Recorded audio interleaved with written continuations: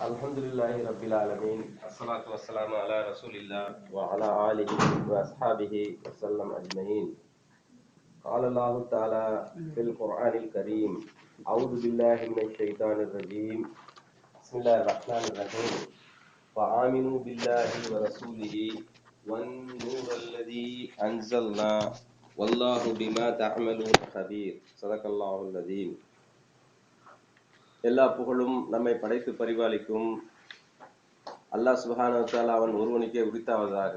சாந்தியும் சமாதானமும் எம்பெருமானார் நபி ஸல்லல்லாஹு அலைஹி வஸல்லம் அவர்கள் மீதும் அவர்கள் தம் குடும்பத்தினர் மீதும் அவர் வழிவந்த சத்திய சஹாபாக்கள் மீதும் நம் அனைவர் மீதும் உண்டாக பிரார்த்தித்தவனாக.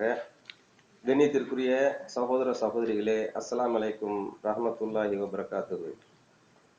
அன்பிற்கினிய சகோதர சகோதரிகளே, இந்த தீனை நிலைநாட்டும் பணியில் நம்மை இணைத்துக் கொண்டு அதற்குரிய அந்த தர்பியத்தை பெறுவதற்காக நாம் இங்கு அமர்ந்துள்ளோம். நம்மளுடைய எண்ணங்கள் தூய்மையாகவும் அந்த எண்ணத்தின் அடிப்படையில் நம் வாழ்வு அமையவும் நமக்கு கொடுக்கப்பட்ட பொறுப்புகளை நாம் உணர்ந்து அதை செவ்வனை செய்யவும் அல்லாஹ் சுப்ஹானஹு வ தஆலா அருள் புரிய வேண்டும், நம்மை வெற்றியாளராக மாற்ற வேண்டும் என்ற துஆவுடன் என்னுடைய உரையை நான் ஆரம்பம் செய்கிறேன். சகோதர சகோதரிகளே, சென்ற வாரம் இந்த மனிதன் வீணாக இந்த உலகத்தில் இருந்து கொண்டிருக்கக்கூடாது, அவன் அல்லாஹ் சுப்ஹானஹு வ தஆலா அவனுக்கு கொடுத்த அந்த இறை வழியாம் அந்த சத்திய பாதையை அவன் உணர வேண்டும். சத்திய பாதையை உணர்ந்து அதில் ஒரு பயணம் மேற்கொள்ள வேண்டும். அந்த பயணம் ஒரு லட்சியத்தை நோக்கி செல்வதாக இருக்க வேண்டும். அந்த சத்திய பாதையின் லட்சிய பயணம் செல்லும் பொழுது அதில் இருள் இல்லாமல் ஒளியுடன் செல்ல வேண்டும். அந்த ஒளியை அல்லாஹ் சுப்ஹானஹு வ தஆலா நமக்கு கொடுத்துள்ளான். அதை உணர்ந்து அதை பற்றி கொண்டு நாம் அந்த ஒளியின் மூலமாக சத்திய பாதையில் லட்சிய பயணம் செய்து வெற்றி பெற்றவர்களாக நாம் மாற வேண்டும் என்ற நோக்கத்தில் நாம் இது போன்ற தர்பியத் வகுப்புகளை நாம் ஒன்றன் பின் ஒன்றாக அமைத்துள்ளோம். இன்ஷா அல்லாஹ் அதன் அடிப்படையிலே இன்றைய வகுப்பில் நாம் இருளும் ஒளியும் என்ற ஒரு புத்தகத்தை நாம் எடுத்துள்ளோம். இருளும் ஒளியும் இது மௌலானா சையத் அபுல் ஆலா மௌதூதி ரஹ்மத்துல்லாஹி அவர்கள் 1941 பிப்ரவரி 23ஆம் நாளன்று பிஷாவர் இஸ்லாமிய கல்லூரியின் இஸ்லாமிய மஜ்லிஸ் கூட்டத்தில் இஸ்லாமும் அஞ்ஞானமும் என்ற தலைப்பில் நிகழ்த்திய உரையின் தமிழாக்கம் தான் இந்த நூல். ஒரு சின்ன புக்கு. ஆனா ஏன் இந்த புக்கை நம்ம சூஸ் பண்ணி உங்களுக்கு நம்ம அதை ஒரு தெளிவா எடுத்து வைக்கிறோம் அப்படின்னா, இன்றைய காலகட்டத்தில் இது ஒரு தேவையான விஷயமா இருக்கிறது. நாம் ஒரு தீனை நிலைநாட்டும் பணியில் நம்ம இணைத்துக் கொள்ளும் பொழுது நம்முடைய நிலை என்ன, நமக்கும் அல்லாஹ்வுக்கும் உள்ள உறவு என்ன, இறை தூதர்கள் பணி என்ன, இதையெல்லாம் நாம் தெள்ள தெளிவாக தெரிந்து வைத்திருக்க வேண்டும். அதன் அடிப்படையிலேயே நாம் இந்த புத்தகத்தை தேர்ந்தெடுத்திருக்கிறோம்.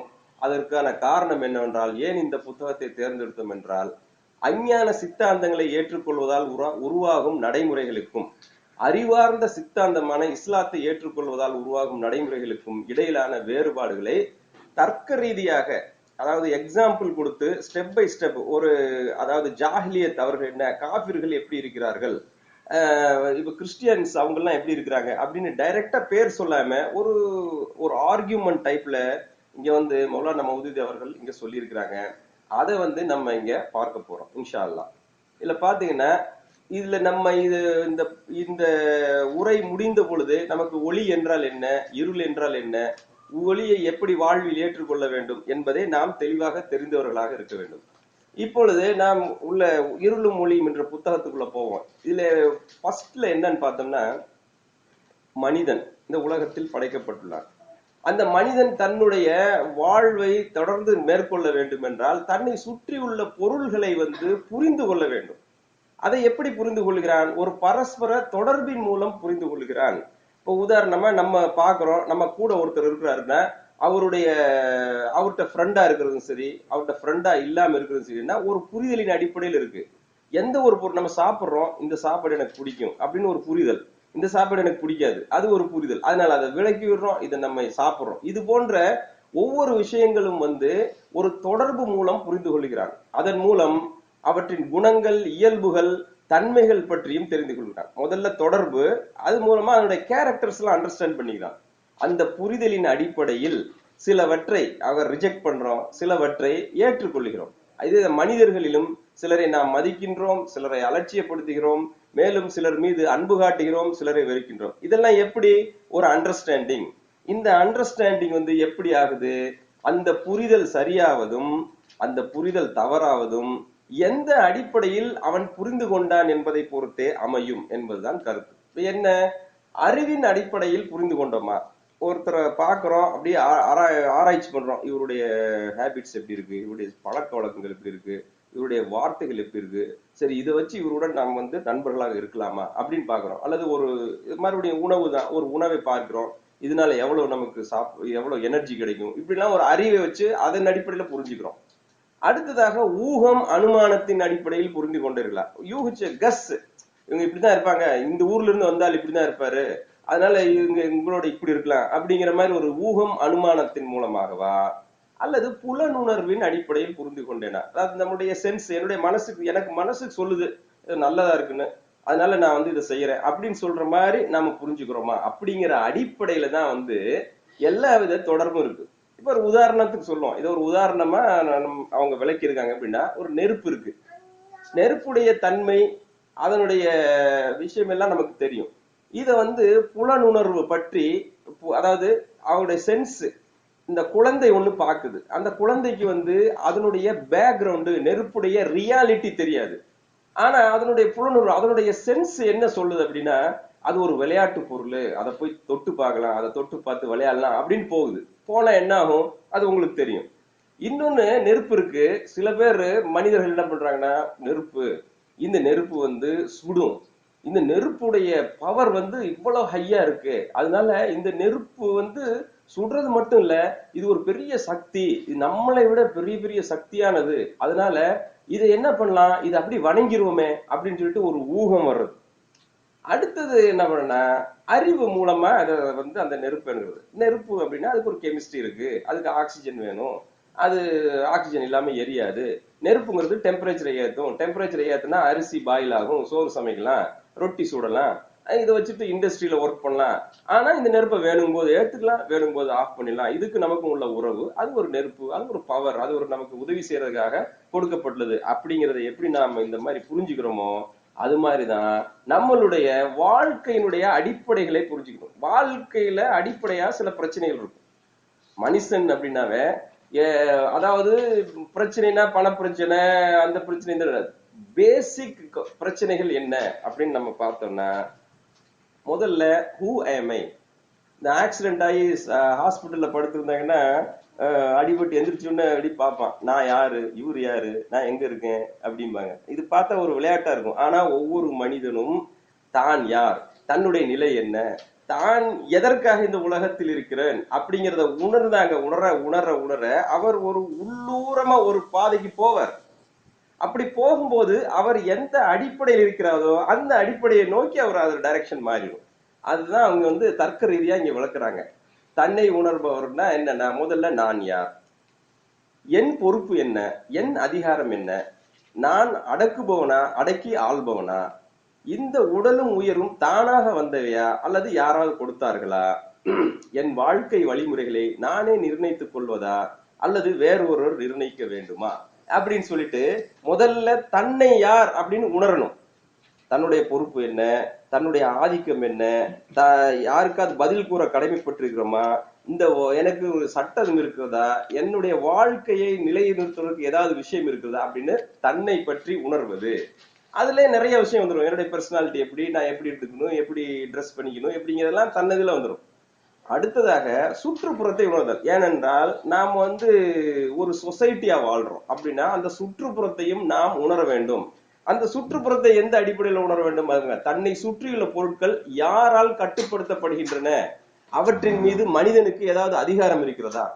நம்ம சுற்றில் இருக்கிறோம், உதாரணம் ஃபயர் எடுத்துங்க. ஃபயர் எப்படி ஆகுது, நம்ம பத்த வைக்கிறதுனால ஆகுதா அல்லது அதுக்கு ஏற்கனவே பவர் யாராவது கொடுத்துருக்காங்களா, அதுக்கு ஏதாவது அதிகாரம் இருக்கிறதா அப்படின்னு பாக்குறது.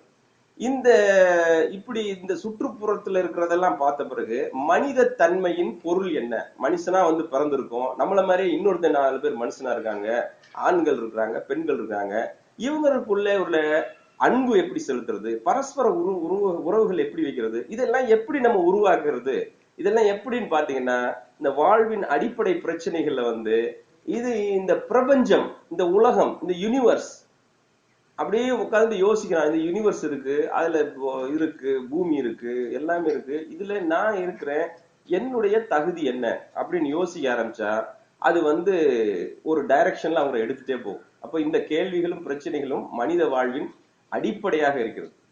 இதை கேட்டு பார்த்தாதான் இது அடிப்படையா இல்லையான்னு தெரியும். சும்மா அப்படியே வந்துட்டு நம்ம ஏதோ இருக்கோம், அப்படி போறோம் அப்படிங்கிற இல்ல. இந்த பிரச்சனை நான் என்ன, what is the purpose of my creation, what for I am living here, எதற்காக இந்த துனியாவில் நான் வாழ்றேன், ஏன் என்னை அல்லாஹ் இப்படி படைச்சான்.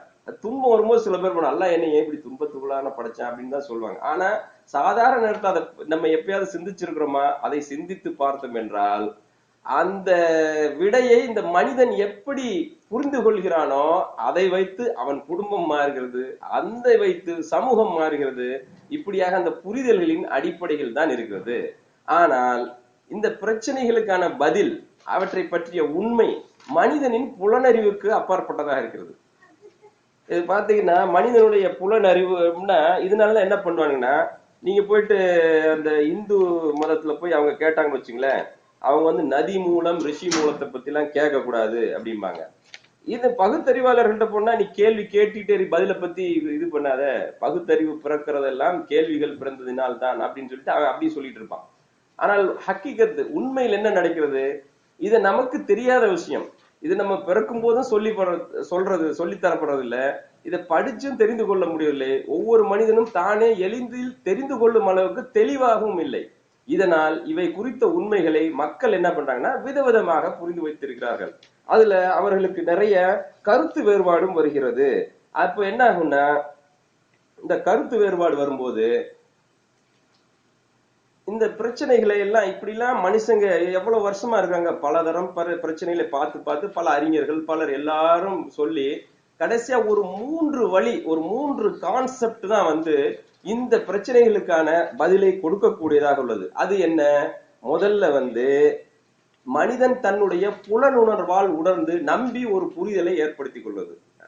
என்னுடைய சென்ஸுக்கு இது சரின்படுது, நான் வந்து இந்த செயலை செய்யறேன், என்னுடைய சென்ஸ், என்னுடைய புலனுணர்வு இது I feel it is okay, நான் இதை செய்வேன், இதுதான் என்னுடைய வரையறை, இதுக்கு மேல நீ சொல்றதெல்லாம் நான் கேட்க மாட்டேன் அப்படின்னு ஒரு டைப்ல புரிஞ்சுக்குவாங்க. இன்னொன்னு என்னன்னா, புலனுணர்வினால் பெறப்படும் அறிவுடன் தன்னுடைய ஊகத்தையும் அனுமானத்தையும் கலந்து ஒரு முடிவுக்கு வந்துடும்.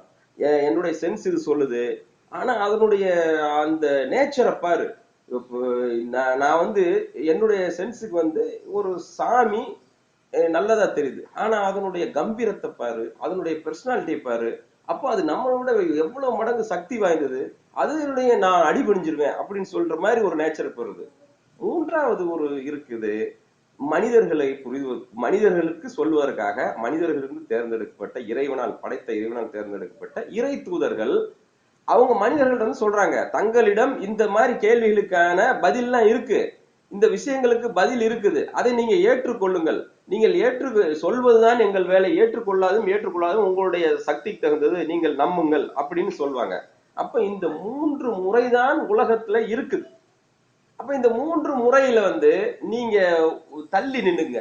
இந்த 3லயுமே நான் இல்ல, இப்ப நான் வந்து இந்த முறை ஏதாவது ஒண்ணு எடுக்க போறேன். அப்ப எதை எடுத்துக்கிறது? இப்போ இது எதுக்காக நம்ம சொல்றோம்னா, திடீர்னு வந்து நீ முஸ்லீம்ங்கிற, ஏன் நீ முஸ்லீமா இருக்கிற அப்படின்னு கேட்டா நம்ம என்ன சொல்லுவோம்? ஏன் முஸ்லீமா இருக்கிறோம், நான் வந்து முஸ்லீமா பிறந்துட்டேன் அதனால முஸ்லீமா இருக்கிறோம் அப்படின்னு நம்ம சொல்ல முடியுமா? அப்ப அதுக்கு ஒரு தர்க்க ரீதியான ஒரு பதில் ஒண்ணு வேணும். இப்ப நீங்க இந்த 3லயுமே இல்ல, நம்ம எல்லாரும் இந்த 3லயுமே இல்ல. சோ நம்ம ஃபர்ஸ்ட் ஒன்ன சூஸ் பண்ணணும்னு வச்சுங்க. மனிதன் தன்னுடைய புலனுணர்வால் உணர்ந்து நம்பி ஒரு புரிதலை ஏற்படுத்திக் கொள்கிறான் அப்படின்னா அது என்ன எங்கு போய் விடும் என்றால் முழுமையான அஞ்ஞானத்தில் கொண்டு போய் விடும். ஏன் முழுமையான அஞ்ஞானத்தில் போயிட்டு சும்மா அவர் சொல்லல, அதை ப்ரூஃபோட சொல்றாரு. எப்படி? புலனுணர்வு மீது நம்பிக்கை கொண்டு இப்பிரச்சனைகள் அணும்போது அவனுடைய புரிதல் என்ன விடை கொடுக்கிறது என்றால், இந்த பிரபஞ்சம், இந்த யூனிவர்ஸ் எந்தவித குறிக்கோளோ நோக்கமோ இல்லாமல் தானாகவே அமைந்தது. ஏன்னா அவனுடைய மனசுக்கு என்ன படுதோ அதைத்தான் சொல்லுவான். அப்ப இப்படி சொல்றவன் என்ன சொல்லுவான்? எந்தவித குறிக்கோளோ நோக்கமோ இல்லாமல் தானாகவே அமைந்தது, இதை படைத்தவன் எவனுமே இல்லை, இதற்கும் மனித வாழ்க்கைக்கும் எத்தகைய தொடர்பும் இல்லை, இந்த பிரபஞ்சம்ங்கிறது வேற, மனுஷங்கிறது வேற. இங்க ஏதோ வந்து பிறந்துட்டான், பிறந்தவன் சாப்பிடுறவன் வாழ்றவன் மௌத்தாயிடுறான். இப்படிங்கிறதுதான் இவங்களுடைய நிலைமையாக இருக்கிறது. இவர்கள் இந்த நிலைமையில போன என்ன ஆகும்? இந்த புலனுணர்வினால் இவனுக்கு ஏற்பட்ட அறிவு நடப்பில் உண்டான சித்தாந்தம், அவனுடைய பிலாசபி என்ன சொல்றான்னா, வாழ்க்கை என்பது இந்த உலகத்துல வாழ்ற வாழ்க்கை தான், இதற்கு அப்புறம் வேற வாழ்க்கைங்கிறதுலாம் எதுவும் கிடையாது. சோ அப்படிங்கறத அவன் வந்து சொல்றான், இந்த உலகத்துல இருக்கிறது தான் வாழ்க்கை. அடுத்தது, வாழ்வின் அனைத்து பிரச்சனைகளும் இவ்வுலகிலேயே ஏற்படும் பலாபலன்களை பொறுத்தே அமைகின்றன. நம்ம ஒரு பிரச்சனை வருது, ஒருத்தருடைய பேச்சை கேட்கிறோம் அப்படின்னா, எனக்கு என்ன வேணும், எனக்கு இது தேவை இருக்குதா, எனக்கு தேவை இல்லையா, அப்படிங்கிறத பொறுத்துதான் வந்து அமைதியை தவிர அதுக்கு ஒரு கான்செப்ட் அப்படிங்கிறது வந்து எதுவுமே இருக்கிறது இல்ல. மூன்றாவதாக பாத்தீங்கன்னா, ஆற்றல்கள் அனைத்தும் தன் சுய விருப்பங்களை பூர்த்தி செய்வதற்கு அவர்கிட்ட ஒரு பவர் இருக்கு. அந்த பவரை வச்சுட்டு அவர் என்ன செய்யறாரு, தனக்கு இப்ப வேணும், எனக்கு வந்து இன்னைக்கு சாப்பிடணும், போயிட்டு சாப்பாடு கொண்டு வாங்க, அவ்வளவுதான். அதுக்கப்புறம் அதை தாண்டி இது எதுக்காக சாப்பிடறோம், ஏன் சாப்பிடறோம், நம்ம உயிர் வாழ்ந்தா என்ன செய்யறோம் அப்படிங்கறதெல்லாம் திங்கிங் எல்லாம் கிடையாது. என்னுடைய ஆற்றல்கள் எல்லாத்தையுமே அவர் என்ன, சுய விருப்பங்களை பூர்த்தி செய்வதற்கே அந்த ஆற்றல்களை பயன்படுத்துகிறார்கள். இவருக்கு என்று ஒரு தனி சட்டம் கிடையாது. அதனால் இவருக்கு யாருக்கும் பதில் சொல்ல தேவையற்றவர் என்ற ஒரு நினைப்பு வந்துருது. இந்த எந்த இது நம்ம அந்த ஃபர்ஸ்ட் புலனுணர்வினால் அந்த தங்களுடைய சென்ஸை வச்சுக்கிட்டு ஒரு வாழ்க்கையில நுழையிறவங்களுக்கு இந்த மாதிரியான நிலைகள் வருது. அப்போ என்ன தன்னை யார் கட்டுப்படுத்துறது? தன்னை விட ஒரு வலிமையான ஆள் இருந்தாருன்னா அவர் பேச்சு கேட்கலாம், தன்னை விட தாழ்ந்த ஆள் இருந்தா அவரை போட்டு நசுக்கலாம், அப்படிங்கிற மாதிரி ஒரு சூழ்நிலை உருவாகுது. இப்படி இந்த சித்தாந்தத்தின் மூலம் ஏற்படும் நடைமுறை, இந்த சித்தாந்தத்தை நம்ம ஏற்றுக்கிட்டோம்னு வச்சுங்க. இப்ப இந்த சித்தாந்தத்தை எடுத்துட்டு நம்ம ஒரு வாழ்க்கைகளை நடக்கும். அப்ப தனிப்பட்ட மனிதனுடைய வாழ்க்கை எப்படி ஆகும்? கடிவாளம் இல்லாத குதிரை போன்ற வாழ்க்கை. என் மனசுக்கு படுது நான் செய்யறேன், என்னை கட்டுப்படுத்துறதுக்கு ஆள் இல்லை. எப்பெல்லாம் ஒரு அதாவது புற நிலையில் ஒரு ஸ்டாப் வருதோ அது வரைக்கும் அவர் தப்பு செஞ்சுட்டு தான் இருப்பாரு. தப்புங்கிறது அவர் மனசுக்கு நல்லதா பட்டா அதை செஞ்சுட்டே தான் இருப்பாரு, நல்லது இல்லைன்னு பட்டா அதை செஞ்சுக்கிட்டே தான் இருப்பாரு. ஆக தன்னுடைய மன இச்சை தான் எல்லாத்துக்குமே முன் வச்சு பண்ணுவாரு. கடிவாளம் இல்லாத குதிரை போன்ற ஒரு வாழ்க்கை அவங்களுக்கு வந்தாரும். தன் மன இச்சைகள், மிருகத்தனமான ஆசைகள் ஆகியவற்றை நிறைவேற்றுவதை விட வேறு நோக்கம் இருக்காது. ஒரு நோக்கம் என்ன இருக்கும்? இந்த நம்ம சொல்லுவாங்கல்ல, காட்டு மிராண்டி வாழ்க்கை அப்படின்னு சொல்லுவாங்கல்ல. என்ன, அவங்களுக்கு காலையில எந்திரிச்சுன்னா எந்த மிருகத்தை வேட்டையாடணும், அதை எப்படி கொல்லணும், எப்படி சாப்பிடணும், அப்படி இதை விட வேற ஒரு அவங்களுக்கு நோக்கம் இருக்காது. இதுல டீப்பா போக போக என்ன ஆகுனா, தங்களுடைய மன இச்சைகள் என்ன சொல்லுது, தங்களுடைய மிருகத்தனமான ஆசைகள் இதை நிறைவேற்றுறது மட்டும்தான் என்னுடைய நோக்கமா இருக்கும் அப்படின்னு ஆயிடுவாங்க. அப்ப என்ன ஆகும்? சுயநலத்தின் அடிப்படை தான் அவங்களுடைய விஷயங்கள் எல்லாமே சுயநலத்தின் அடிப்படையில் இருக்கும். சில நல்ல விஷயங்கள் வேணா வரலாம். எப்படின்னா, சுயநலத்தின் அடிப்படையில் என்னுடைய நாடு, என்னுடைய சமூகம் என்ற போக்கு இருக்குனால ஒரு தேசியவாதியை இப்படி இந்த இதுல லேன்லயே போயிட்டு இருந்தாரு வச்சுங்க, ஒரு தேசியவாதியா வேணா மாறலாம். ஆனால் அதை தாண்டி அவர் போக முடியாது. இப்படிப்பட்ட மனிதர்கள்லாம் சேர்ந்து இதை ஏத்துக்கிட்டாங்க. இப்படிப்பட்ட மனிதர்கள்லாம் சேர்ந்து ஒரு சமூகம் உருவாக்குறாங்க. அப்ப அந்த சமூகம் எப்படி இருக்கும்? இந்த சமூகத்தின் எப்படி இருக்குன்னா, அதாவது அந்த ஆதிக்கத்தின் கீழ், மனித மேலாதிக்கத்தின் அடிப்படையில் அந்த சமூகம் ஏற்படும். யார் வலிமையான ஆளோ அவரு தான் வந்து ரூல் பண்ணுவாரு. ஒருத்தருக்கு நல்ல வீரம், ஒரு நல்ல ரெஸ்லர் இருக்காருன்னா அவர் தலைவர் ஆயிடுவார். அங்க வந்து வேற எந்த விதையும் இருக்காது. அந்த மனிதனை அடக்கி ஆளக்கூடியவர் தான் இருப்பாரு. மனிதர்களால் இயற்றப்படும் சட்டமே அரசியல் சட்டங்களாகும். அப்போ அவருடைய இஷ்டத்துக்கு தகுந்த மாதிரி தங்களுக்கு சாதகமா சட்டத்தை எப்படி வேணாலும் நுழைச்சுக்குவாங்க. அவை மன இச்சையின் அடிப்படையில் தான் அமையும். அந்த சட்டங்களும் மனிதர்களை அடக்கி ஆள்பவர்கள் தலைவர் ஆவார்கள். இப்படி ஒரு சமூக அமைப்பாகும். இந்த சமூக அமைப்புல அவர்களுடைய ஒழுக்க மாண்புகள் எப்படி அமையும்? அவர்கள் வந்து இந்த நன்மை அப்படிங்கிற விஷயத்தெல்லாம் விட்டு விலகி விலகி போயிட்டே இருப்பாங்க. எப்ப வரைக்கும் அவங்களுக்கா ஃபீல் ஆகுது அது வரைக்கும் அந்த மோசமான விஷயங்களை செஞ்சுக்கிட்டே இருப்பாங்க. ஆக மன இச்சையின் அடிப்படையில் தான் அவங்களுடைய கேரக்டர் பில்டப் இருக்கும். அடுத்தது பாத்தீங்கன்னா, இந்த கலை இலக்கியம் என்றால் அப்படின்னாவே நிர்வாணம், காம வேட்கைகள் தான் என்ற நிலை ஏற்படும். இப்ப யூரோப்ல இதை பாக்குறோம். ஒரு மூவி அப்படின்னாவே அதுக்கு வந்து ஏதாவது சில பார்க்க கூடாத விஷயங்கள்லாம் வைக்கணும், அதெல்லாம் ஒரு கலை. அதை பத்தி பேசாத அப்படின்னு சொன்ன இவங்களுக்கு வந்து சுதந்திரத்துக்கு வந்து தடை விதிக்கிறாங்க, இப்படி எல்லாம் பேசுவாங்க. அவர்கள் ஏனென்றால் இந்த வழியில் செல்பவர்கள். இப்போ இந்த சமூக அமைப்புடைய தொடர்ச்சி பாத்தீங்கன்னா, இவர்களுடைய பொருளாதாரம் எப்படி இருக்கும்? இந்த மாதிரி இருக்கிற பொருளாதாரத்துல இருந்து பிரபுத்துவ அமைப்பு, முதலாளித்துவ அமைப்பு, எங்கு போனாலும் எந்த ஒரு கேபிட்டலிசம் அல்லது ஃபியூடலிசம், கம்யூனிசம் எதுவா இருந்தாலும் சரி, அவங்களுடைய அந்த பொருளாதாரத்திற்கும் நேர்மைக்கும் எந்த ஒரு தொடர்புமே இருக்காது. சுரண்டுபவன் சுரண்டி கொண்டே இருப்பான். அந்த ஏழையை போட்டு நசுக்கி நசுக்கி நசுக்கி அவனுடைய ரத்தத்தை பணமாக மாத்தி பொருளாதாரத்துல அவங்க பெரிய ஆளா இருப்பாங்க. உங்க உதாரணம் ரொம்ப எங்கேயும் போகல. முகேஷ் அம்பானிங்கிறவரு பாம்பேல அவருடைய வீடு வந்து 50 மாடி கட்டடமோ ஏதோ சொல்றாங்க. ஒரு ஆள் ஒரு ஃபேமிலி இருக்கக்கூடிய ஆளுக்கு வந்து 50 மாடி கட்டடம் வீடு. அங்கேயே அவன் வீட்டுக்குள்ள இருந்து 1 கிலோமீட்டர்ல ரோட்டோரமா படுத்துட்டு இருக்கிற 1000 பேர் இருக்கிறாங்க. இது எப்படி? இவர்கள்லாம் இப்படி ஒரு சூழ்நிலையில் இருப்பதனால பொருளாதாரத்துல வந்து நீதி நேர்மை அப்படிங்கிற ஒரு விஷயமே இருக்காது. கல்வி, அவங்களுடைய கல்வி எப்படி இருக்கும்? மனிதனுக்கு எப்படிப்பட்ட கல்வி போதிக்கப்படும் என்றால், வருங்கால தலைமுறையினருக்கு உலகம், மனிதன், அந்த அவனுடைய தகுதி, இந்த எல்லாமே வந்து நம்ம பார்த்தோம் இல்லையா, மனுஷன்னா அவன் மனம் போன போக்குல இருக்கணும், அவனுடைய உலகம்னா அதுக்கு அவனுக்கு சம்பந்தம் இல்லை, அப்படிப்பட்ட சித்தாந்தத்தின் அடிப்படையில் தான் இருக்கும். அப்படிதான் சொல்லி தரப்படும். அவற்றை நடைமுறைப்படுத்துறது தூண்டப்படும். இன்னைக்கு இருக்கிற கல்வி எல்லாம் அப்படிதான் இருக்கு. அதனாலதான் கல்வி படித்திருந்தும் தப்பு செய்யறான். 9ஆம் வகுப்பு படிக்கிற மாணவன் ஆசிரியையே இல்லாம போய் குத்துறான். ஏன்னா அந்த சொல்லி தரப்படக்கூடிய கல்வியில வந்து அந்த எல்லாமே அஞ்ஞான சித்தாந்தங்கள் தான் இருக்கு. அந்த கல்வியை உருவாக்குவது யார்? மனிதர்கள். மனிதர்கள்ட்ட எவ்வளவு அவங்களுடைய கான்செப்ட் என்ன? என்னுடைய மனசுக்கு இது கரெக்டா படுது, என்னுடைய எக்ஸ்பீரியன்ஸுக்கு இப்படி சொல்லி கொடுத்தோம்னா அவங்களுக்கு நல்லா இருக்கும் அப்படின்னு சொல்றான். அது சொல்லி கொடுக்கறதெல்லாம் இப்படி ஸ்பாயில் ஆடுறான். சோ இப்படிப்பட்ட ஒரு சமூக அமைப்பு வரும். அப்ப இதை நம்ம எடுத்துக்கணுமானா இல்ல, இது சரியில்லை, இதை ரூல் அவுட் அப்படின்னு விட்டுறோம். இப்போ இதனால என்ன விளைவுகள் ஏற்படுது?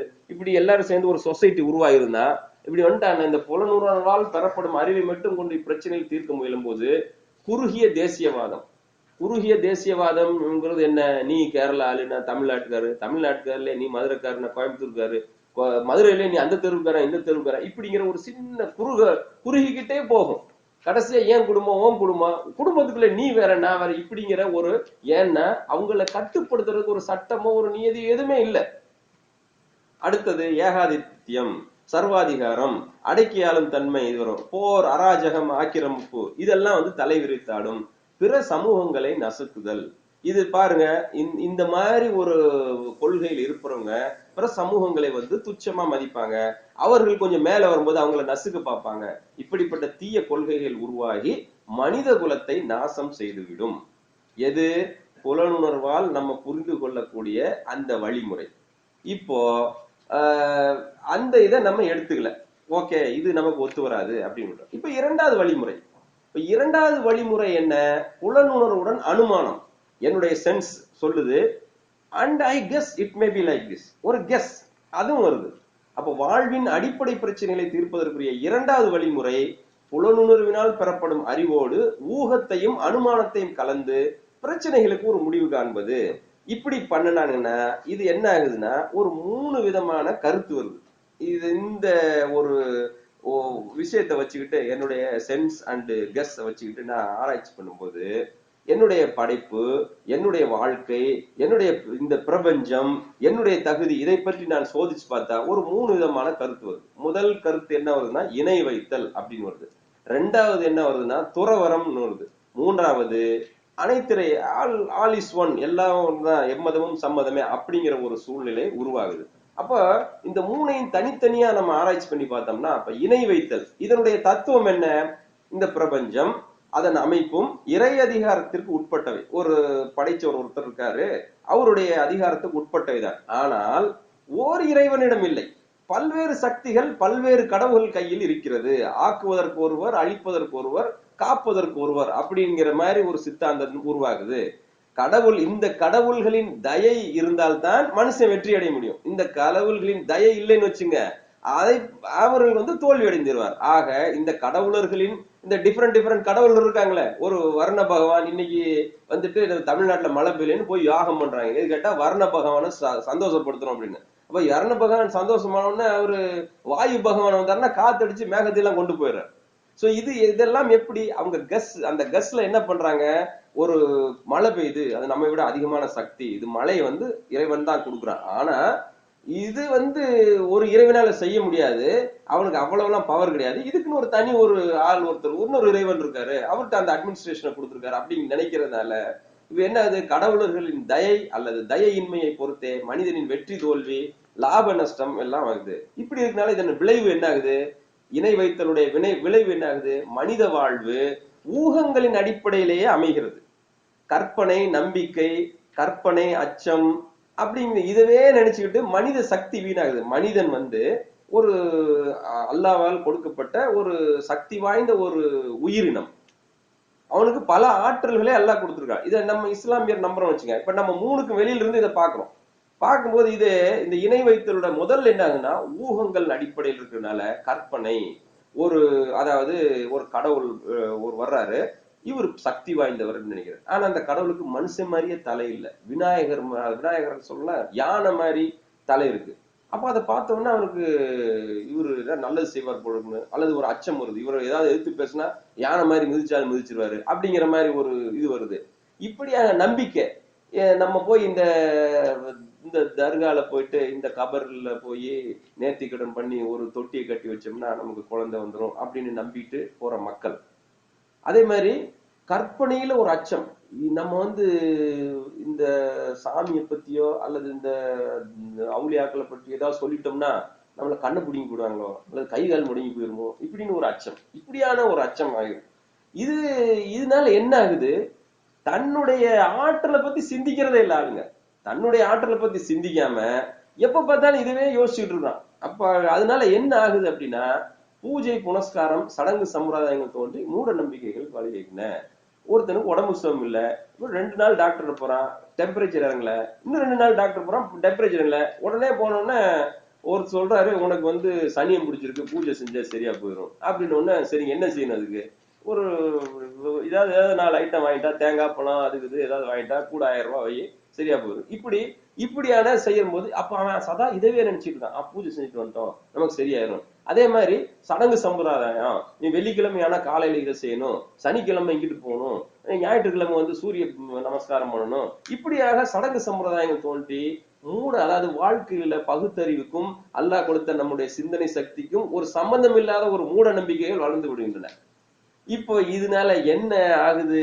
இந்த மனுஷர்களை மூடர்களாக்கி சுரண்டும் சூழ்ச்சிக்காரர்கள் உருவாகிறார்கள். நம்ம நாட்டுல இதுக்கு இல்ல, எங்கேயுமே போகணும், நம்ம நாட்டுலதான் எடுத்துக்கிட்டீங்கன்னா சாமி இப்படி கையில இருந்து ஏதாவது ஒண்ணு கொண்டாந்து கொடுத்தோன்னா இவரு தான் எல்லாம் சொல்லிட்டு அவர் சொல்றதெல்லாம் கேட்பான். நீ இந்த வீட்டை காலி பண்ணிட்டு வேற வீட்டுக்கு போனா கேட்பான். இந்த வீட்டுல நுழைவு சரியில்லை, வாஸ்து பிரகாரம் இந்த மாத்தி நீ ஜன்னலை தூக்கி இங்க வை, இதை தூக்கி அங்க வேணா, உடனே லட்சக்கணக்கா செலவு பண்ணி இது பண்ணுவாங்க. அந்த மாதிரி மனிதர்களை மூடர்களாக்கி சுரண்டும் சூழ்ச்சிக்காரர்கள். இது சின்ன உதாரணம் தான். இதை வச்சுட்டு பெரிய பெரிய மன்னர்களை எல்லாம் ஆட்டி படைக்கக்கூடிய அந்த சூனியக்காரர்கள் அவங்க எல்லாம் இருந்தாங்க அந்த காலத்துல. புரோகிதர்கள், முஜாவிர், பீர், பண்டிதர்கள், இப்படிப்பட்ட சூழ்ச்சிக்காரர்களுக்கு மனிதர்கள் அடிமைகளாகி விடுகிறார்கள். பீருங்கிறது நம்ம சைட்ல அவ்வளவு இல்லாத விஷயம். இப்ப பாகிஸ்தான்ல ஒரு லேடியை திடீர்னு அரெஸ்ட் பண்ணிட்டு வந்துட்டாங்க. அவங்க அந்த யாருக்குமே தெரியல, போலீஸ் பிடிச்சிட்டாங்க. அவங்க போய் புரஸ்காரங்களாம் போய் கேட்கும்போது என்ன சொன்னாங்கன்னா, எங்க பீர் எனக்கு சொன்னாரு, எனக்கு ஆண் குழந்தையே இல்ல, எந்த தலைச்சாம்புள்ளையுடைய கபரை தோண்டி அந்த கஃபனை கிழிச்சு அந்த டெட் பாடியை தூக்கி நான் இணைச்சுக்கிட்டு தண்ணி மேல ஊத்துனா எனக்கு குழந்தை பிறந்துரும் சொன்னாரு, அதனால நான் செஞ்சேன்.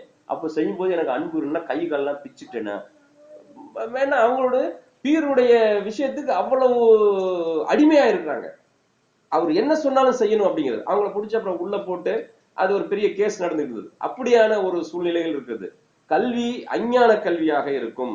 நம்ம ஃபர்ஸ்ட் இதுல எப்படி கல்வி இருந்ததோ அதே மாதிரிதான் இருக்கும். ஏன்னா இவங்களுக்கு என்ன, வழிபாட்டு சடங்குகள் மட்டும் அதிகமா இருக்கும், மற்றபடி அஞ்ஞான கல்வி தான் இருக்கும். உதாரணத்துக்குங்களேன், இப்போ நம்ம இந்துயிசம் எடுத்துக்குவோம். அங்க என்ன இருக்கும்? மேக்சிமம் புராணம் இருக்கும். புராணத்துல ஏதாவது அறிவுரைகள் இருக்குதா, ஏதாவது கல்வி இருக்குதா? நீங்க எப்படி சடங்குகள் செய்யறது, எப்படி வழிபாடு செய்யறதுங்கிறது மட்டும்தான் கல்வியா இருக்குமே தவிர, மற்ற அவர்களுடைய அறிவு வளர்ப்பதற்கோ ஒரு சமூகம் ஒரு சுமூகமாவதற்கோ அங்க ஒன்றும் இருக்காது. இப்படிப்பட்டதுல அந்த இணை வைத்தல் வரும். அடுத்த கான்செப்ட் தூதுத்துவம். இது துறவரத்துல என்ன பண்றாங்கன்னா, இவ்வுலகம், இந்த பூத உடல், அதில் கைதி போல் அடைபட்டிருக்கும் ஆன்மா, இவை மனிதனுக்கு தண்டனை கூடமாகும். வாழ்வின் எல்லா விஷயங்களிலும் ஆசையை அழித்து விட வேண்டும். ஆசை என்ற விலங்குகளை அகற்றினால் ஆன்மா தூய்மையடைந்து ஈடேற்றம் பெறும். இது அவருடைய தத்துவம். என்னன்னா, அருமின் ஆசை அருமின், ஈசனுடன் ஆயினும் ஆசையை அருமின், எல்லா ஆசையும் விட்டுறணும் அப்படின்னு சொல்லிட்டு காயமே இது பொய்யடா, வெறும் காற்றடைத்த பையடா, இந்த உடல்ல ஒண்ணுமே கிடையாது. இமயமலையில போய் உட்காந்துக்குவான். உட்காந்துட்டு அங்க போய் நம்ம இங்க சொட்டர் போட்டுக்கிட்டு ஜாக்கெட் போட்டுக்கிட்டு போக முடியல. அங்க இமயமலையில பனியில தண்ணி விழுகும், அங்க போய் உட்காந்து தவம் பண்றேமா. ஏன் இந்த அப்படி பண்றேன், ஏன் இப்படி ஒன்னே நீயே இது பண்ணிக்கிறேன்னா, என்னுடைய ஆன்மா தூய்மை அடைய வேண்டும். சோ இதனால என்ன விளைவு வரும்? மனிதன் தனிமை பெற்றுவான். எனக்கு எனக்கு ஃபேமிலி வேணாம், குடும்பம் வேணாம், ஒண்ணு வேணாம், இந்த நாடு எதுவுமே வேணாம், நான் தனியா போயிடுறேன். நம்ம ஊர்ல இருந்தா இமயமலைக்கு போறேன்னு போறாங்க. அது இமயமலை ஒரு பாப்புலரான இடம் இந்த மாதிரி ஆளுகளுக்கு எல்லாம்.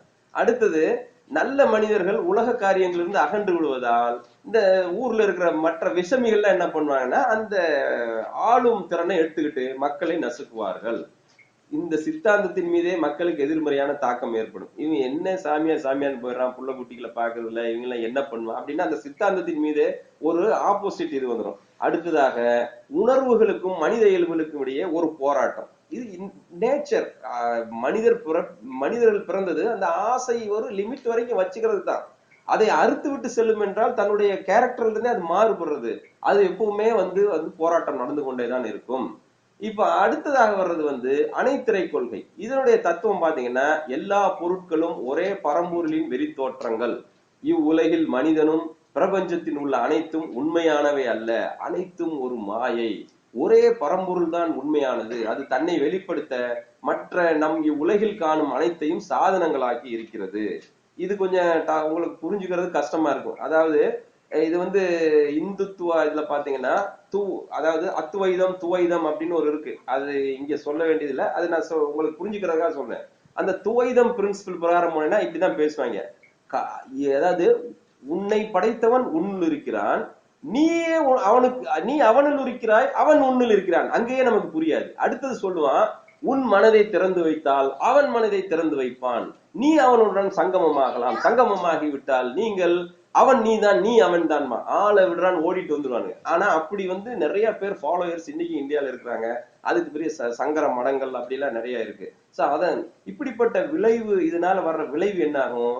மனிதன் நான் ஒண்ணும் செய்யலப்பா, என்னால செய்ய எதையுமே முடியாது அப்படின்னு சொல்லி சுயமரியாதை இழந்து விடுகிறான். தன்னுடைய அந்த சுய அறிவை உபயோகப்படுத்துறதே இல்லை.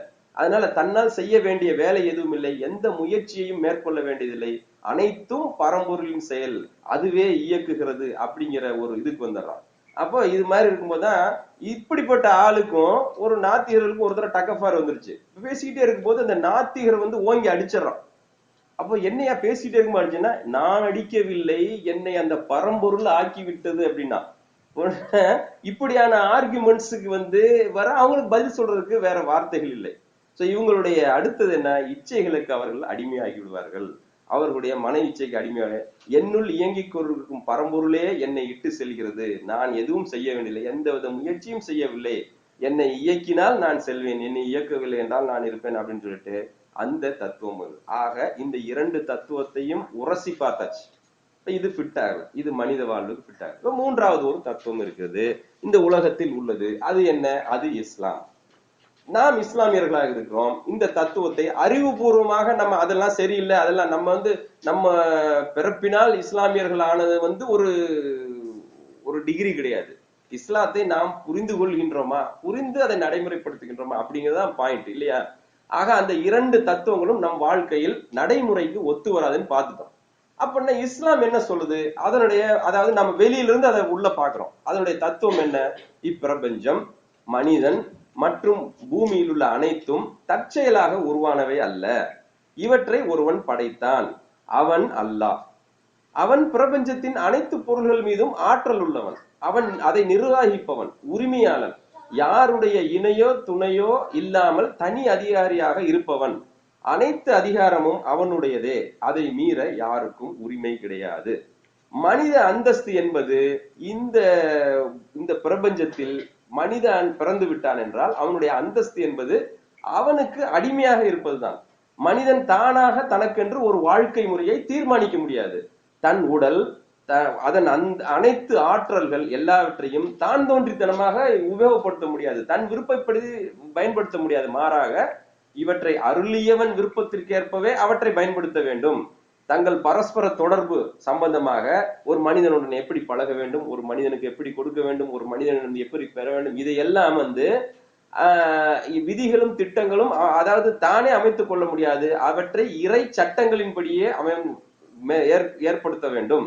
இந்த சட்ட திட்டங்களை மனிதர்களில் இருந்து தேர்ந்தெடுத்து அனுப்பப்பட்ட இறை தூதர்கள் மூலம் நமக்கு இறைவன் அறிவித்தான் அப்படிங்கிற இஸ்லாம் ஒரு கான்செப்டை முன்னாடி. அப்போ இறை தூதர்கள் மூலம் நமக்கு சொன்னான் என்றால் அவர்கள் இறை தூதர்கள் என்று எப்படி நம்புவது? ஒருத்தர் இப்ப நபி ஸல்லல்லாஹு அலைஹி வஸல்லம் அவர்கள் வருகிறார்கள், அவர்கள் வந்து ஒரு செய்தியை எடுத்து வைக்கிறார்கள். இவர் தூதர் தானா? அங்க இருந்த மக்களுக்காக நீ தூதருங்கிறிய, எனக்கு அந்த சான்றை கொண்டு வா, இந்த சான்றை கொண்டு வா, அதை செய் இதை செய்யலாம் சொன்னாங்க. அது அறிவான கேள்வி கிடையாது. இவர் இறை தூதர் தானா எப்படிங்கிறது என்ன? இவர் சொல்ற விஷயம் எப்படிப்பட்டது? அவர்கள் தரும் தகவல்கள் மனம் ஏற்றுக்கொள்ளும்படி உள்ளதா? நம்ம நினைக்கிறோம் நான் யாரு, என்னுடைய இந்த பிரபஞ்சத்தின் நிலை என்ன, இதெல்லாம் சொல்றோமே, அதை நம்ம மனம் ஏற்றுக்கொள்ற மாதிரி இருக்குதா? அடுத்தது, அந்த தகவல்கள் விஞ்ஞானத்திற்கு எதிராக உள்ளதா? இன்னைக்கு விஞ்ஞானம் வந்து மனிதனுடைய அறிவின் ஆற்றலால் வளர்ந்து கொண்டே இருக்கிறது. அப்படி வளரும் போது கான்ட்ராவர்சி வருதா, முட்டுதா? கிறிஸ்டியானிட்டி முட்டிச்சு. அதனாலதான் அங்க ஒரு ஸ்டேஜ் போய் அதனால கிறிஸ்டியானிட்டியை வச்சு சொல்ல முடியல, வேற வேற சர்வீஸ் பண்ணி அதை பண்ணி இதை பண்ணி கிறிஸ்டியானிட்டியை பரப்புறானே தவிர அவங்க அதுக்கு மேல சொல்ல முடியல. ஏன்னா விஞ்ஞானத்தை கூட முட்டுது. இந்த முட்டுன காரணத்தால கலீலியோவை பிடிச்சி தூக்குல போட்டாங்க. யாரெல்லாம் வந்து விஞ்ஞானிகளா இருந்தாங்களோ எல்லாருமே பாத்தீங்கன்னா கிறிஸ்டியானிட்டிக்கு எதிராக இருப்பாங்க. காரணம் என்னன்னா இதுதான், விஞ்ஞானமும் அவர்களுடைய அந்த சித்தாந்தமும் முட்டிக்கொள்றது. அடுத்ததாக, இந்த இறை தூதர்கள் தகவலின்படி அவர்கள் சொன்ன அந்த சித்தாந்தம் நடைமுறைப்படுத்தப்பட்டுள்ளதா? சும்மா சொல்லிட்டு போயிட்டாங்க. அதாவது ஒரு கண்ணத்தில் அடி, ஒரு கண்ணத்தில் அடிச்சா இன்னொரு கண்ணத்தை திருப்பி காட்டு சொல்லிட்டு போயிட்டாரு. இன்னைக்கு போய் முடியுமா? அது அடிச்சுக்கிட்டே இருப்பான், போட்டு கொன்றுவான். ஆனா அது பிராக்டிக்கலா அது செய்ய முடியுமா? பிராக்டிக்கல் ப்ரூஃப் அப்படி செஞ்சு ஒரு தனி மனித வாழ்க்கையோ ஒரு சமுதாயத்தையோ உருவாக்கி இருக்கிறார்கள் என்றால், அழகிய ஒரு சமுதாயத்தை மதீனாவில் உருவாக்கிவிட்டு சென்றார்கள். அதை போன்று இதுவரை ஒரு சமுதாயம் உருவானதும் இல்லை, அதற்கு முந்தி உருவாக்கப்பட்டதும் இல்லை.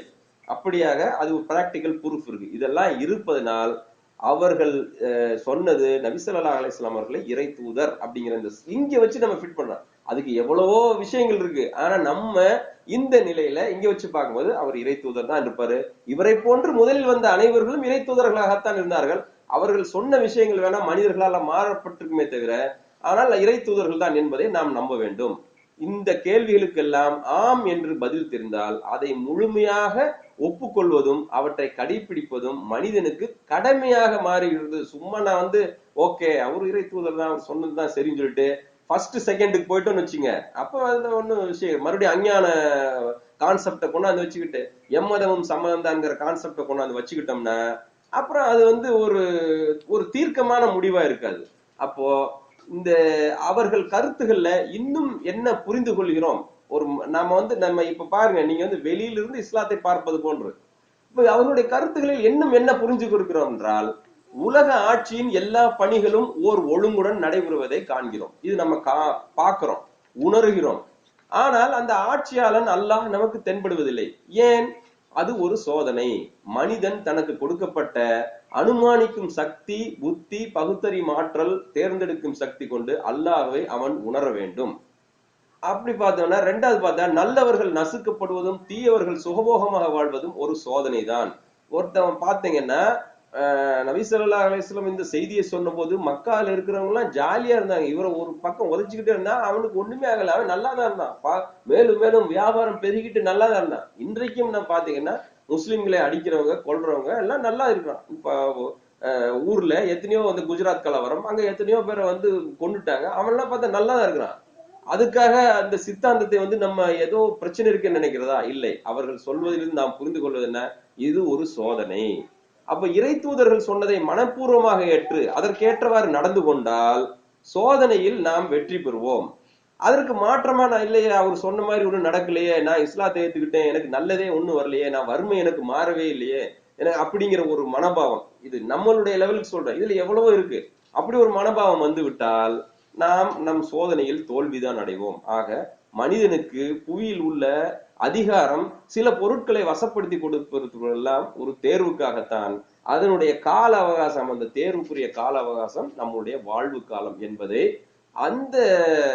அதாவது நம்ம நபிமார்கள் இறை தூதர்கள் சொன்னவற்றிலிருந்து நாம் அதிகமாக புரிந்து கொள்கிறோம். அவர்களுடைய கருத்துக்கள் மேலும் என்ன புரிந்து கொள்கிறோம் என்றால், இந்த வாழ்வு என்பது தேர்வுக்கான ஒரு காலக்கெடு. இந்த காலக்கெடுவுக்கு நாம் நன்மை சென்றோம் என்றால் நாம் நல்லதை பெறுவோம் அப்படிங்கிறது. சொத்து, சுகம், பிள்ளைகள், ஊழியர்கள் அனைவரும் நம்முடைய சோதனைகள் என்பதை நாம் புரிந்து கொள்ள வேண்டும். இவ்வுலகம் நற்கூலியோ தண்டையோ பெறுவதற்கான இடம் இல்லை, சோதனை சாலை தான். எல்லாமே அண்டர் டெஸ்டிங் தான். இந்த உலகத்துல நான் இஸ்லாத்தை நான் ஸ்ட்ரிக்டா ஃபாலோ பண்றேன், ஆனா எனக்கு சோதனை மேல் சோதனை வந்துகிட்டு இருக்கிறதே ஏன், துன்பத்தின் மேல் துன்பம் வந்துகிட்டு இருக்கிறதே ஏன் அப்படின்னு நினைத்தால் அது அது ஒரு சோதனை என்பதை நாம் மனப்பூர்வமாக நினைக்க வேண்டும். இதை அவர்களுடைய கருத்திலிருந்து நாம் எடுத்துக்கொள்கிறோம். அடுத்தது, இவ்வுலக வாழ்வு முடிந்த பிறகு மற்றொரு வாழ்வு உண்டு. அங்குதான் மனிதனின் செயல்களுக்கான கூலி கொடுக்கப்படும். வெற்றி தோல்வி நிர்ணயிக்கப்படும். வெற்றிக்கும் கூலி, தோல்விக்கும் கூலி. வெற்றிக்கு நற்கூலி, தோல்விக்கு தண்டனை அப்படிங்கிறத அவர்களுடைய சொற்களிலிருந்து புரிஞ்சுக்கிட்ட பிறகு இப்போ பாக்குறோம், ஆமா சொல்றது சரி மாதிரி தானே இருக்கு. அப்ப இந்த கோட்பாடை பத்தி கொஞ்சம் உரசி பார்க்கலாமே அப்படின்னு பார்க்கும்போது, இந்த கோட்பாட்டின் தன்மை என்ன? பிரபஞ்சத்தை பற்றியும் மனிதனை பற்றியும் சொல்லப்பட்டுள்ள நிறைவன், அதாவது டோட்டல் கான்செப்ட். இந்த கான்செப்ட் மாதிரி வேற ஒண்ணும் இல்ல. அதை வச்சு பார்த்தோம், அதுக்கு அடுத்ததை வச்சு பார்த்தோம், மேட்ச் ஆகல, இது கரெக்டா இருக்கு அப்படின்னு பாக்குறோம். அடுத்தது, முரண்பாடுகள் இல்லை. அதுல ஒண்ணு சொல்லி இருக்குன்னா வாழ்க்கையில அதுல எந்தவித முரண்பாடுகளும் இல்லாமல் இருக்கிறது. அனுபவத்தாலும் ஆராய்ச்சியாலும் மனிதன் பெறும் அறிவுகள் இதற்கு பொருத்தமாக இருக்கின்றன. உங்களுக்கே தெரியும், பல ஆராய்ச்சியாளர்கள், விஞ்ஞானிகள், அவன் விஞ்ஞானம் செஞ்சு வெற்றி பெறும்போது பார்த்தா இது குரான்ல சொல்லியிருக்குங்க. அவன் போய் கடல்ல போயிட்டு பல வருஷமா ஆராய்ச்சி பண்ணிட்டு பாக்குறான், கடலுக்குள்ள 2 டைப் ஆஃப் வாட்டர் இருக்கு அப்படின்னு ஆராய்ச்சி பண்ணிட்டு வந்தா இது என்ன பெரிய விஷயமா குரான்ல சொல்லியிருக்கேன்னா, ஆஹா இப்படி சொல்லியிருக்கா அப்படின்னா. அடுத்தது, இந்த கரு ஆராய்ச்சி பண்ணிட்டு 15 வருஷமா ஒருத்தர் பண்ணிட்டு பாக்குறாரு, இதுதான் இந்த அலகத்தியத்துல இந்த 3ஆவது வசனத்திலே சொல்லியிருக்கே அப்படின்னு அவர் ஆச்சரியப்படுறார். ஆக மனிதன் பெறும் அறிவுகள் எல்லாம் பொருத்தமா இருக்குது எல்லாத்துக்குமே. அடுத்ததாக, விஞ்ஞானம் முரண்பாடு இல்லை. இந்த விஞ்ஞானத்திற்கும் அவர்கள் சொன்ன விஷயங்களுக்கும் முரண்பாடு இல்லை. இதை விட சிறந்த கோட்பாடு மனித வரலாற்றில் தோன்றியதே இல்லை. நம்ம ஆராய்ச்சி பண்ணி பார்த்தோம்னா இதுக்கு விட சிறந்ததா. ஏன்னா ஒவ்வொரு கோட்பாடுகளும் ஒவ்வொரு காலகட்டத்துல தோல்வி அடைஞ்சுக்கிட்டே இருக்கு. அதாவது கன்ஃபியூசியஸ் இதாகட்டும் அல்லது கிறிஸ்டியானிட்டி ஆகட்டும், அதற்கு முன்னாடி இருந்த எத்தனை சித்தாந்தங்கள் அனைத்தும் தோல்வியாகிட்டே இருந்தது. இது ஒன்றுதான் வரலாற்றில் நடைமுறையில் இருக்கிறது. நடைமுறைப்படுத்தப்படக்கூடிய கோட்பாடு, ஈஸிலி பிராக்டிகபிள், ஈஸியா செய்யலாம் அப்படிங்கிற ஒரு விஷயம் இருக்கிறது. இக்கோட்பாட்டினால் வருகின்ற விளைவு என்ன? இப்போ பார்த்துட்டோம், இந்த கோட்பாடை பார்த்துட்டோம். இதனால என்ன எஃபெக்ட், மனுஷனுக்கு என்ன மாற்றம் வரணும், பொறுப்புள்ள மிகவும் கட்டுப்பாடு கொண்ட ஒரு நடைமுறையை இது உருவாக்குகிறது. இதன் மூலம் மனிதனுக்கு என்ன மாற்றங்கள் ஏற்படுகிறது? மனிதனுக்கு கிடைத்துள்ள சகல பொருட்களும் உடலும் ஆற்றலும் அல்லாஹ்வின் அமானிதம் என்று நினைக்கிறான். இப்ப உள்ள போயாச்சு. இப்ப இஸ்லாத்து இந்த கான்செப்ட் நல்லா இருக்கே, நான் இஸ்லாத்தை தழுவிக்கிறேன் அப்படின்னு உள்ள போனா எப்படி மாற்றுது அது? என்னுடைய உடல் என்னுடையது இல்லை, என்னுடைய ஆற்றல் என்னுடையது இல்லை, எல்லாம் அல்லாஹ் எனக்கு கொடுத்த அமானிதம், அதை நான் உங்கள் முன்னால் வைக்கிறேன் அப்படின்னு நினைக்கிறான். மனிதனின் செயல்கள் அனைத்தும் அல்லாஹ்வின் பார்வையிலிருந்து மறைவே அல்ல. நாம செய்யக்கூடிய சின்னதா இருந்தாலும் பெருசாக இருந்தாலும் மறைவாக இருந்தாலும் பப்ளிக்கா செஞ்சாலும் எல்லா ஞானமும் பொருந்திய அல்லாஹ்விற்கு தெரியும், அவனுக்கு பதில் சொல்லியே ஆக வேண்டும் என்று உறுதியாக நம்புகிறான். இஸ்லாத்துக்குள்ள போனோம்னா உறுதியா நம்புறான். அடுத்தது, மன இச்சைகளுக்கு அடிபணிவதில் கடிவாளம் இல்லாத குதிரையாக இருப்பதில்லை. மன இச்சை இது சொல்லுது, அல்லாவின் சட்டம் இது சொல்லுகிறது என்றால் மன இச்சையை பின்னே தள்ளிவிட்டு அந்த சட்டத்திற்கு அடிபணியும் பொழுது ஒரு கண்ட்ரோல்டு லைஃபுக்கு மனிதன் வந்து விடுகிறான். கடிவாளம் இல்லாத குதிரையாக ஆக மாட்டான். அவன் உள்ளத்தில் உள்ள ஒழுக்க உணர்வு அவனை சத்தியத்தின் மீது நிலைத்து நிற்க செய்கிறது. ஏனென்றால் அந்த ஒழுக்க உணர்வு அவனை ஒரு சத்தியவானாக மாற்றி சத்தியத்தின் மீது நிற்க செய்கின்றது. இக்கோட்பாட்டினால் வருகின்ற விளைவு என்ன? இப்ப இஸ்லாம் வந்துருச்சு, உலகத்துல வந்துருச்சு, இஸ்லாத்தை ஏத்துக்கிட்டோம். அப்ப என்ன ஒரு மாற்றம் வருது? ஒரு சமூகம் உருவாகிறது. அந்த சமூகத்தில் என்ன அது கொடுக்கிறது என்றால் இரையச்சம், அடைக்கல உணர்வு, தான் அடிமையிடுகின்ற சிந்தனை, இவற்றை கொண்டு மனிதர்களை பக்குவப்படுத்துகிறது. ஆக நம்முடைய வாழ்க்கை பிரச்சனைகளுக்கான கேள்விகளுக்கு இந்த கோட்பாடை விட சிறந்த உகந்த ஒரு வழிமுறையை நாம் காணவே முடியாது என்பது பிராக்டிகலா தெரிஞ்சிருச்சு. இப்ப நம்ம 3 சித்தாந்தங்களை வைத்து உரசி பார்க்கும் பொழுது இதுதான் மனிதனுக்கு உரியது அப்படிங்கிறது நமக்கு தெளிவாக தெரிந்து விட்டது. இப்போ மனிதனுக்கு, தனி மனிதனுடைய மாற்றம் என்ன வர வேண்டும்? அதாவது இறை தூதர்கள் சொன்ன விஷயத்தை நம்ம ஏற்றுக்கொண்டோம், இஸ்லாத்தில் புகுந்து விட்டோம் என்றால் தனி மனிதன் இப்படிப்பட்ட ஒரு சூழ்நிலை வரணும். இன்ன சலாத்தி வ நுசூகி வ மஹ்யாய வ மமாத்தி லில்லாஹி ரப்பில் ஆலமீன் அப்படின்னு சொல்லி வருது இல்லையா? நான் உலகில் வீணுக்கு வரவில்லை, என்னை இங்கு பணியாற்ற இறைவன் அனுப்பியுள்ளான். என் வாழ்வு எனக்காகவோ அல்லது என் உறவினருக்காகவோ மட்டும் ஏற்பட்டதல்ல, மாறாக இறைவன் விரும்பும் பணியை செய்வதற்காக அது ஏற்படுத்தப்பட்டது. மேலும் என் காலத்தையும் என் சக்திகளையும் எவ்விதம் செலவு செய்தேன் என்று கணக்கு கேட்கப்படாமல் நான் விடப்பட மாட்டேன் என்ற நம்பிக்கையில் ஒவ்வொரு சொல்லையும் செயலையும் அளந்து, அதாவது ஒரு ப்ரொடெக்டிவ் மேனர் அதை வச்சு அவன் செய்வான். அப்படிப்பட்ட மனிதனாக தனி மனிதன் மாறுவான். இப்படிப்பட்ட தனி மனிதர்கள் சேர்ந்து ஒரு சமூக அமைப்பை உருவாக்கினால் அது எப்படி இருக்கும் என்றால், மக்கள் அனைவரும் இறைவனின் குடிமக்கள் ஆவார் என்ற ஃபீலிங் வந்துடும். நீ பெரியாள் நான் பெரியாள்ங்கிறதெல்லாம் இல்லை. அதனால் அனைவரின் உரிமைகளும் தகுதியும் வாழ்க்கை வாய்ப்புகளும் சரிசமமானதாக இருக்கும். மனிதன் மீது மனிதன் செலுத்தும் ஆதிக்கம் வேரோடு அறுக்கப்பட்டு விடும். ஜாதி, சமூக, நிற, இன, பூகோள ரீதியான மாச்சரியங்கள் அனைத்தையும் அழித்தொழித்து விடும். மனித கண்ணியத்தின் அலைவு என்னதென்றால், இன்ன அக்கிரமக்கும் இந்தல்லாஹி அத்காக்கும் என்று சொல்றோம் இல்லையா? இறையச்சத்தை வைத்தே அது அளக்கப்படுகிறது. பெரிய ஆளு சின்ன ஆளுங்கிறதெல்லாம் பணத்தாலோ இனத்தாலோ குலத்தாலோ கிடையாது, அவருடைய இறையச்சத்தை வைத்துதான் அளக்கப்படுகிறது. மனித உறவுகள் இறைவனுக்கு அடிபணிதல், இறைவனின் சட்டங்களை பின்பற்றுதல் ஆகியவற்றின் மீதுதான் அமைகின்றது. நீ தொழுகையாளி நான் தொழுகையாளி, நீ இறைவனுக்கு அடிபணிகிறாய் நான் இறைவனை, நீ என்னுடைய முஸ்லிம் சகோதரன் நான் உன்னுடைய சகோதரன் அப்படிங்கிற அந்த சட்டத்தின் மீதுதான் வருகிறது. வேற நீ எனக்கு கொடுத்த அதனால நான் உனக்கு ஃப்ரெண்டா இருக்கிறேன் அப்படிங்கிற ஒரு போலியான ஒரு வாழ்க்கை முறை அங்கு கிடையாது. அவங்க அரசியல் அமைப்பு, சமூக அரசியல் அமைப்பில் என்ன மாற்றம் வருகிறது? ஆட்சி என்பது இறைவனுடையதா இருக்கும், சட்டம் இறைவனால் வழங்கப்பட்டதாக இருக்கும். அடுத்தது மனிதனுடைய நிலைமை, மனிதன் இறைவனின் பிரதிநிதி என்னும் அந்தஸ்தில் மட்டுமே செயலாற்றுவான். ஒருத்தர் திடீர்னு தலைவராயிடுறாரு. இப்ப தலைவராயிட்டாருன்னா உடனே இருக்கிறவங்களை எல்லாம் நசுக்க முடியாது. ஒரு பலசாலி இருக்கிறாரு, அவர் இருக்கிறவங்களை எல்லாம் நசுக்க முடியாது. அதுக்கு மாறாக அவங்களுடைய நிலைமை எப்படின்னா, இந்த இதுக்கு இறைவன், நான் இறைவனின் பிரதிநிதி, அந்த பிரதிநிதித்துவத்தை நான் செம்மையாக செய்ய வேண்டும் அப்படிங்கிற ஒரு அந்தஸ்துல மட்டும்தான் அவர் செயலாற்றுவார்.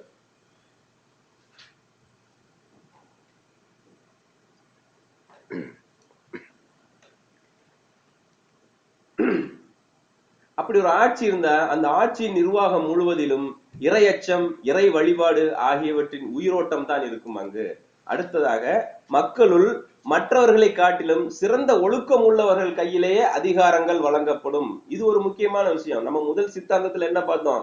அவன் எப்படிப்பட்ட ஆளா இருந்தது, எவன் தைரியசாலி, எவன் அடக்கி ஆள்வானோ அவன் தான் தலைவரா இருக்கான். இன்னைக்கு நீங்க நம்மளுடைய நாட்டுல எடுத்துக்கிட்டீங்கன்னா, ஏன் அரசியல்வாதிகள் எல்லாம் மோசமானவர்களாக இருக்கிறார்கள் என்றால், அவர்களுக்கு இந்த சித்தாந்தத்தை பற்றி விஷயமே தெரியறதில்லை. அவங்க அந்த பழைய அஞ்ஞான விஷயத்துல தான் இருக்காங்க. அதனால என்ன பண்றாங்க? ஏழைகளை பற்றி கவலை இல்லை, லஞ்சம் வாங்குவதை பற்றி கவலை இல்லை, எவன் எப்படி போனால நான் பெரிய ஆள் ஆகணும் அப்படிங்கிற ஒரு இது வருது. அந்த ஒழுக்கமின்மை இருப்பதனால் அங்க சீரழிவு இருக்கிறது. இங்கு எப்படி என்றால், மற்றவர்களை காட்டிலும் சிறந்த ஒழுக்கம் உள்ளவர்கள் கையில் தான் அதிகாரங்கள் வழங்கப்படுகின்றன.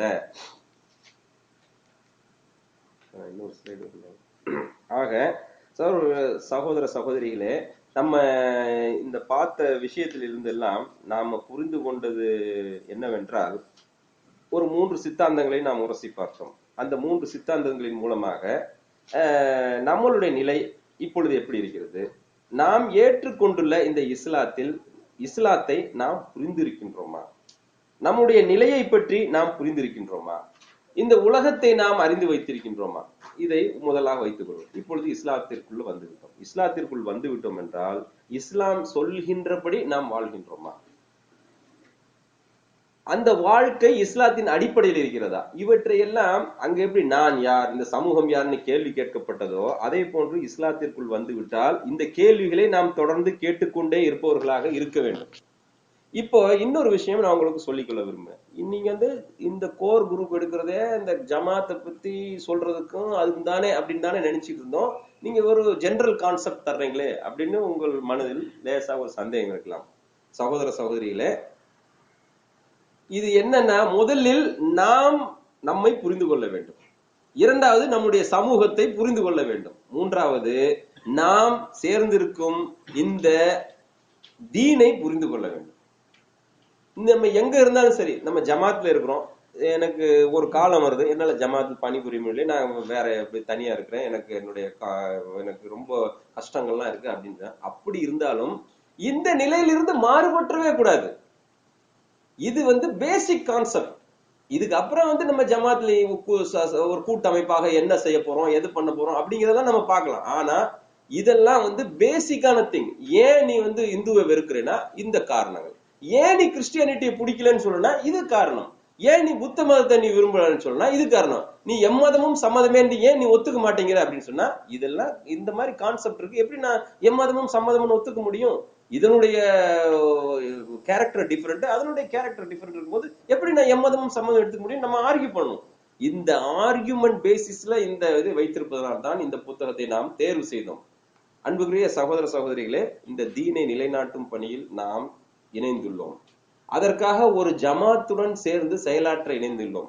ஆக நம்மை புரிந்து கொள்வோம், நம்மளுடைய பணி என்ன என்பதை நாம் புரிந்து கொள்வோம். இதற்காக நான் முதல்ல வாசிச்சேன் இல்லையா அந்த வசனம், அந்த வசனத்துல என்ன அல்லாஹ் சுப்ஹானஹு வ தஆலா சொல்லி காட்டுகிறார் என்றால், நீங்கள் அல்லாஹ்வை நம்புங்கள், அல்லாஹ்வுடைய ரசூலை நம்புங்கள், நூறில்லதி அன்சல்னா, நான் அனுப்பிய அந்த ஒளியை நம்புங்கள்.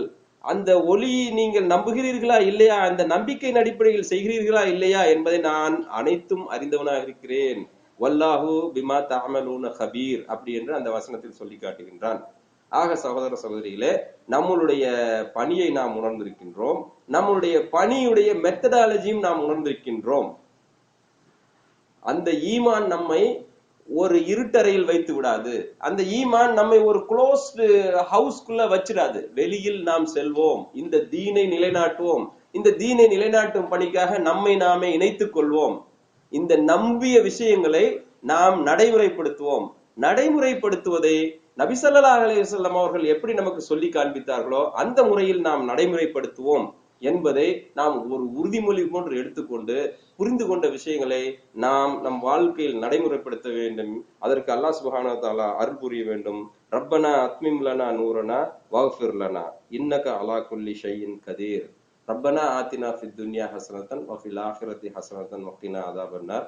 வ ஆখির தாவானா அல்ஹம்துலில்லாஹி ரப்பில் ஆலமீன். அஸ்ஸலாமு அலைக்கும்.